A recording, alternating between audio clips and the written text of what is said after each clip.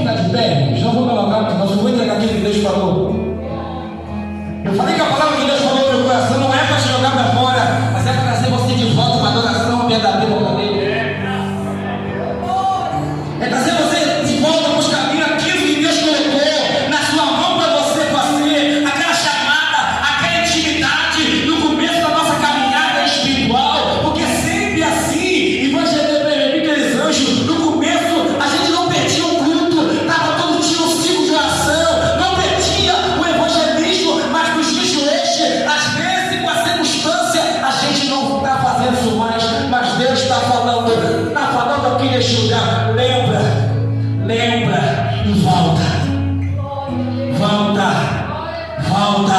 que eu quero ter um particular com você. Faz um mi maior.